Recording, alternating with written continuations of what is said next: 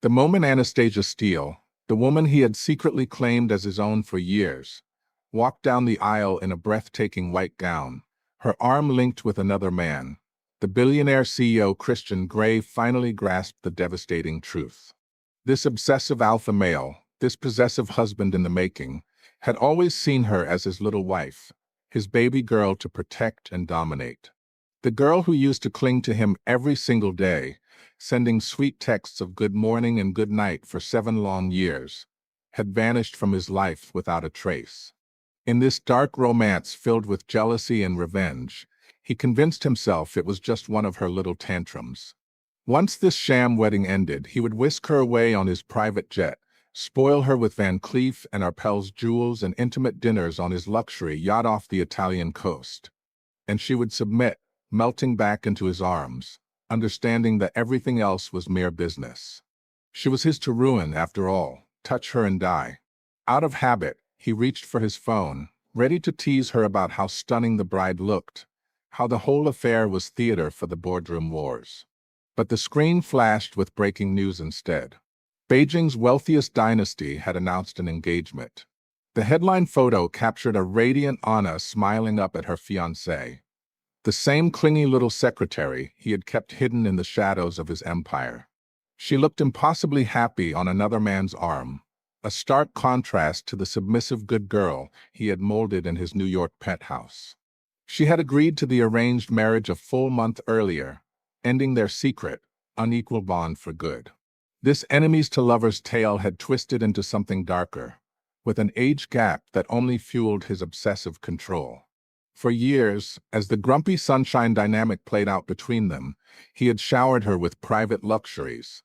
Designer bags from Cartier left on her desk at dawn, midnight drives in his matte black Maybach through Manhattan's glittering streets, slow, dominant kisses against the floor-to-ceiling windows of his Tribeca penthouse overlooking the Hudson. But he refused to make her public. First, he claimed her best friend would despise him for stealing her away.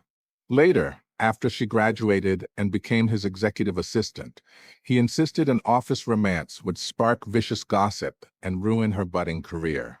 She believed every excuse, always the good girl yielding to her dominant billionaire CEO.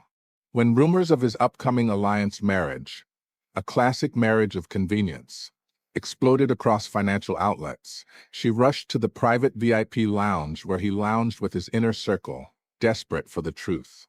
Before she could enter, she overheard his best friend's voice. The white moonlight, his true obsession, had returned. The families were merging. Time to discard the replacement. Christian only chuckled lazily, his possessive nature hidden beneath the facade. In that shattering moment, the final piece fell into place. He had never hidden her to protect her. From the start, in this forced marriage of emotions, she had been nothing but a stand-in for his lost love. Stumbling back to the sprawling Tribeca penthouse, he rarely let her fully enter. She slipped into the forbidden study. There, amid shelves lined with rare scotch and confidential merger files, she found dozens of photo albums. Every page overflowed with images of one woman, someone who resembled her 70 to 80%, but softer, more refined. Hundreds of first-class boarding passes were crammed in a drawer, revealing weekly flights overseas throughout their time together. The destination? Always the city where his white moonlight resided. The room he forbade her from was a shrine to another, a testament to his obsessive alpha male heart divided. Her phone rang, her father, gently inquiring if she had considered the marriage proposal seriously. He knew of her overseas boyfriend, but in all these years, the man had never met the family. Before he could finish, she choked out her agreement. She would return to Beijing permanently, leaving behind the luxury lifestyle he had dangled like a leash. She restored everything meticulously and slipped out. The front door opened as she reached the living room. Christian stood there, a new Cartier love bracelet dangling from his fingers, his eyes softening at her red-rimmed ones. He assumed she had seen the alliance news and was crumbling under jealousy. In his low, possessive growl, he explained the marriage was fake, a temporary act for corporate synergy. He would never truly wed that woman. She was a business prop. Anna placed the gift aside without a word, nodding calmly. Whether real or fake, his choice was clear. Everything else was illusion in this dark romance of revenge and possession. The next morning, he was gone when she woke. She showered in the marble bathroom with its heated floors and gold fixtures, dressed in the Chanel suit he had bought her, took an Uber to headquarters, and strode to HR. She filled out the resignation form, slipping it into the stack destined for his desk. Upstairs, she pushed open the CEO's office door and froze. The untouchable, ice-cold billionaire CEO was crouched on the floor before his fiancée, gently massaging her ankle in a display of rare tenderness. He slipped off her Louboutins, replacing them with soft flats, ensuring her comfort above all. They turned at the intrusion. His expression flickered before icing over. His fiancée complained about the lack of manners. No knock, no announcement. Anna opened her mouth to remind him of the unrestricted access he had granted her long ago, but the words faded. That privilege belonged to a ghost now. He asked curtly why she was there. She handed over the files silently. He signed them swiftly, until the last page. His lips tightened at her resignation. Before he could speak, a cry echoed. Hot coffee spilled across his fiancée's hand. In an instant, he dropped everything, scooped her up like a possessive husband claiming his prize, and rushed out, leaving the documents and Anna behind. The resignation was signed. She finalized with HR, returned to her desk as if unchanged. During lunch, her father called, pressing for her return to finalize wedding details. 1 month, she confirmed the notice period. Colleagues buzzed around her in shock. She explained plainly she was heading home to marry. They insisted on a farewell dinner that night at a Michelin-starred spot overlooking Central Park. She agreed. After the meal, as she hailed a cab on the bustling street, his familiar matte Maybach purred up. The window lowered. He ordered her inside with that dominant tone. She ignored him, walking on. He followed, blocking taxis until she relented, sliding into the leather seats scented with his cologne. He launched into excuses. The relationship with his fiancée was theater, nothing real. Stop the anger. Once the merger sealed, he would declare to the world she was his only one, his little wife.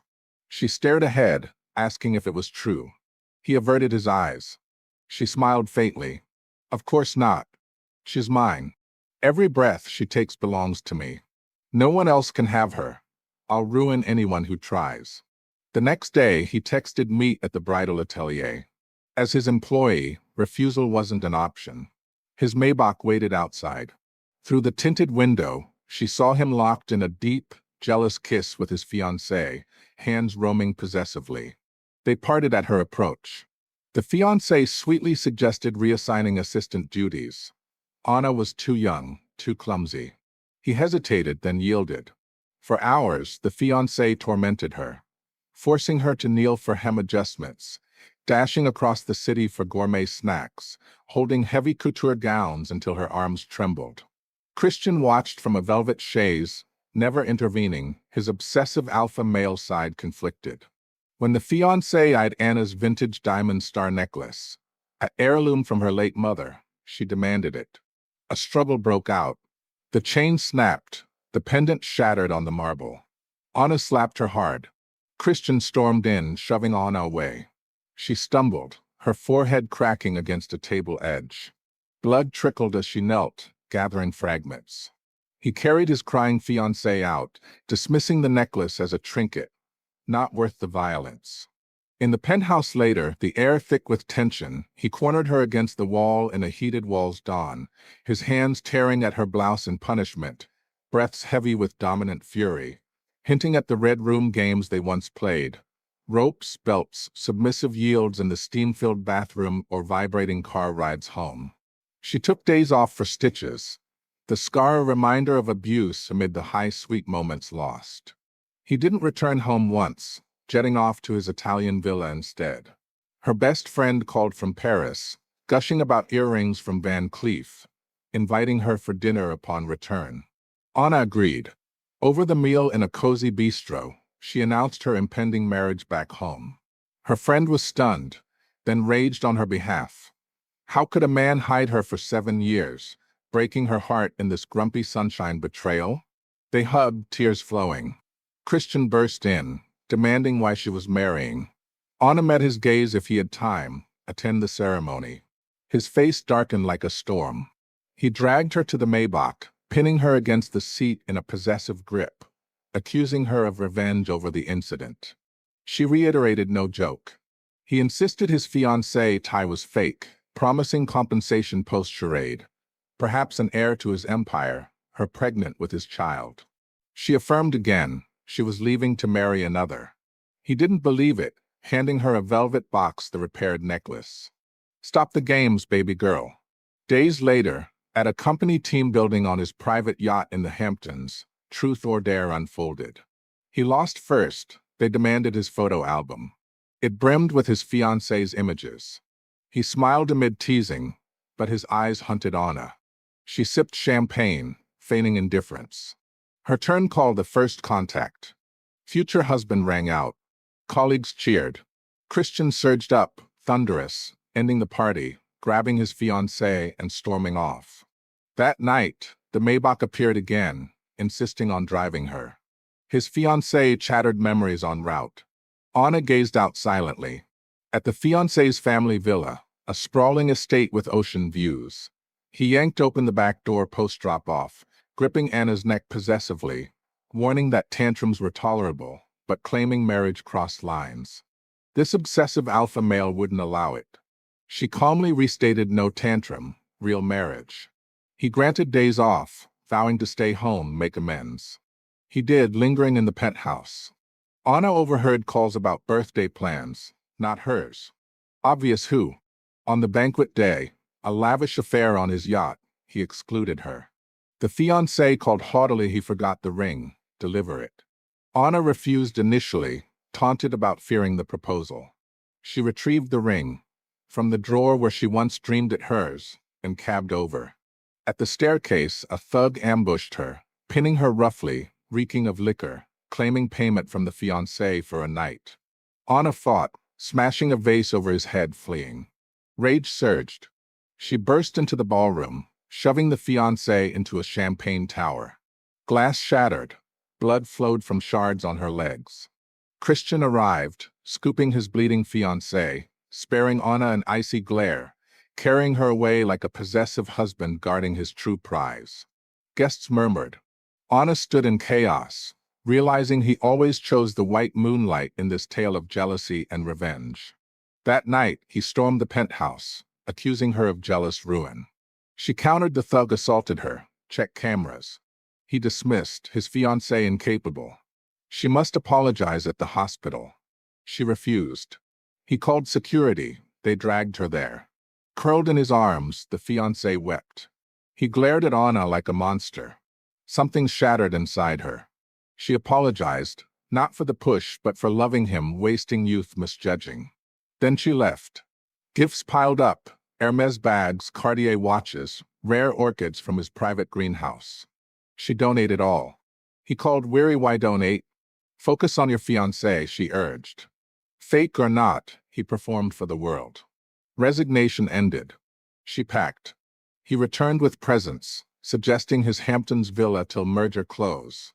Luxury isolation, perhaps time for punishment, play with red ropes in the master suite, dominant commands in the steam room. Okay, she said flatly. He gaped at the suitcase. She reminded going home to marry. Still a bluff to him. He'd drive her to the airport. En route, his phone rang, fiancé.